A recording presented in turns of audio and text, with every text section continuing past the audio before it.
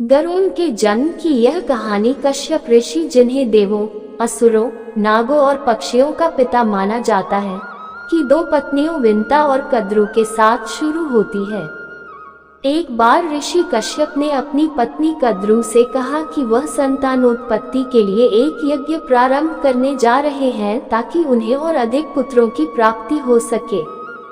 कश्यप ऋषि ने सबसे पहले कद्रु से पूछा कि उन्हें और कितने पुत्र चाहिए। मन ही मन कद्रु बहुत प्रसन्न हुई, क्योंकि विंता से पहले उनके पति ने उनकी इच्छा पूछी थी। इस सवाल के जवाब में कद्रु ने कहा कि उन्हें बहुत सारे पुत्र चाहिए ताकि वह उनकी आज्ञा का पालन करने के साथ साथ उनकी हर इच्छा भी पूरी कर सकें। इतना ही नहीं, वह विंता से अधिक ताकतवर कहलवाना चाहती थी, इसलिए उन्होंने और अधिक पुत्रों की कामना की। जब यही सवाल ऋषि कश्यप ने अपनी दूसरी पत्नी विंता से किया, तब विंता ने जवाब दिया कि वह मात्र 2 पुत्रों की कामना करती है, जो कद्रु के सभी पुत्रों की अपेक्षा ज्यादा ताकतवर हों। कश्यप ऋषि ने उन दोनों की इच्छा को स्वीकार कर लिया। कश्यप ऋषि ने यज्ञ प्रारंभ करने के लिए प्रस्थान किया। यज्ञ के लिए उन्हें एक विशिष्ट पेड़ की लकड़ी चाहिए थी, इसलिए उन्होंने अपने और अदिति के पुत्र इंद्रदेव का आह्वान किया।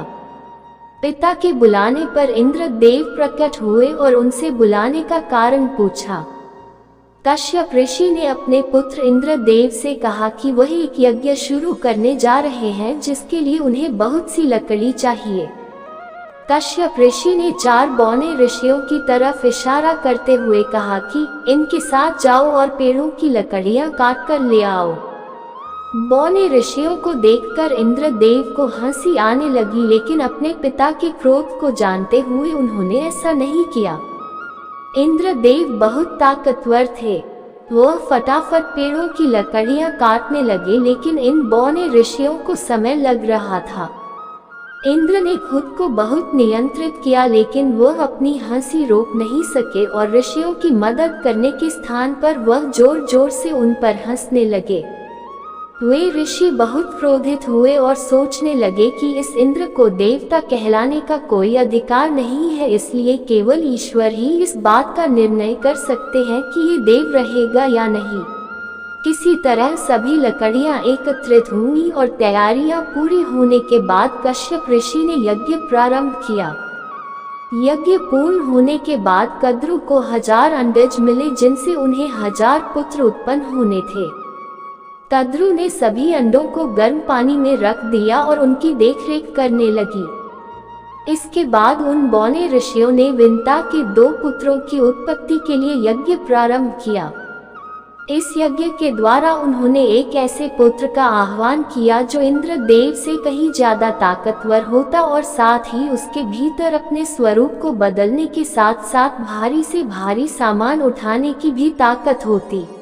इंद्र को ये भनक लगी कि इस यज्ञ के द्वारा एक नए और ताकतवर इंद्र का जन्म होने वाला है, तब उन्हें अपनी गलती पर पछतावा हुआ। इंद्र को समझ आ गया कि नया इंद्र उन्हें हराने और देवराज बनने की काबिलियत रखता है। इसी चिंता के समाधान के लिए वह अपने पिता ऋषि कश्यप के पास गए। इंद्र ने अपने पिता से इस यज्ञ को रोकने का आग्रह किया, जिस पर कश्यप ऋषि आश्चर्यचकित हो उठे। कश्यप ऋषि ने अपने पुत्र इंद्रदेव से पूछा कि क्या उनसे कोई गलती हुई है जिसकी वजह से वो ऐसा करने के लिए कह रहे हैं। जब इंद्र ने पूरी घटना सुनाई, तब ऋषि कश्यप बहुत क्रोधित हुए। अपने पुत्र के सम्मान को बचाए रखने के लिए कश्यप ऋषि बौने ऋषियों के पास गए और उनसे कहा कि उनके पुत्र से एक भूल हो गई है, जिसके लिए वे माफी के हकदार हैं।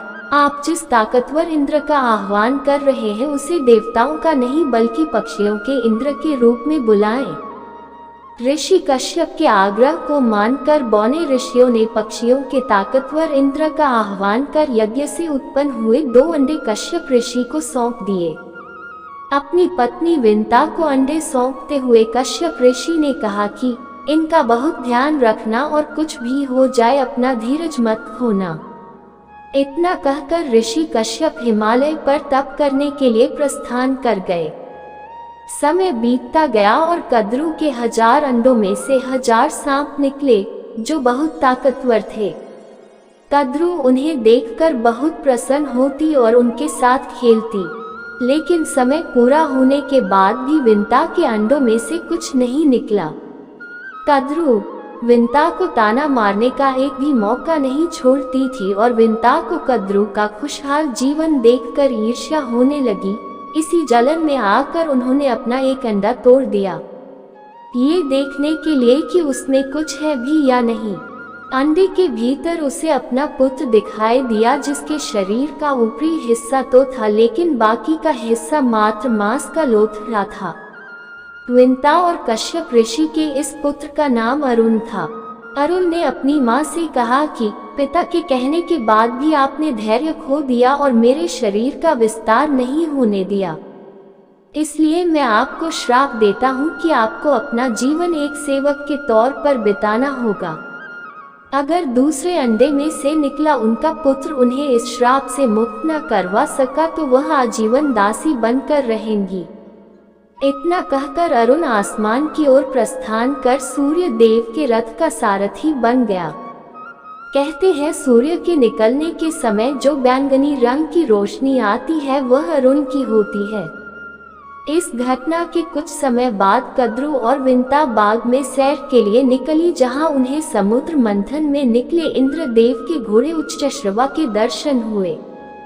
घर वापस आकर दोनों में इस बात पर बहस होने लगी कि उस घोड़े का रंग क्या है। कद्रू ने कहा कि घोड़े की पूंछ काली थी तो विंता का कहना था कि घोड़ा दूध या सफेद रंग का था। दोनों में शर्त लगी कि जो भी हारा उसे आजीवन दूसरे की दासी बनकर रहना होगा। कद्रू ने अपने पुत्रों से पूछा कि उच्चश्रवा का रंग क्या है। इस सवाल के जवाब में उन सभी ने कहा कि वह दूध या सफेद रंग का घोड़ा है। पुत्रों के जवाब पर कद्रू ने सारी घटना और शर्त की बात उन्हें बताकर यह कहा कि वे जाकर उस घोड़े की पूंछ को काला कर दें। अपनी मां की बात को गलत मानते हुए भी वे इसे करने के लिए राजी हुए और उच्चश्रवा की पूंछ को काला कर दिया। कद्रू ने उन्हें श्राप दिया था कि अगर वे ऐसा नहीं करेंगे तो या तो उनकी मौत यज्ञ की आग में जलकर होगी या फिर वह अपने ही भाई द्वारा मारे जाएंगे। विंता को कद्रू की सेविका बनना पड़ा और कुछ दिनों बाद अंडे में से निकले गरुड़, जिनका चेहरा, सिर और चोंच चील की तरह और शरीर इंसान का था, का जन्म हुआ। वह भी अपनी मां के साथ सेवक के तौर पर ही रहा। गरुड़ बहुत ताकतवर थे और अपनी इच्छानुसार अपना स्वरूप बदल सकते थे, लेकिन जब गरुड़ को अपनी सौतेली मां की चालाकी की बात पता चली तो उन्होंने अपने आधे सर्प भाइयों को मार डाला और उनमें से आधे की मृत्यु एक श्राप की वजह से तब हुई जब अपने पिता की मौत से आहत जन्मेजय द्वारा सर्पों के विनाश से जुड़ा यज्ञ संचालित किया गया।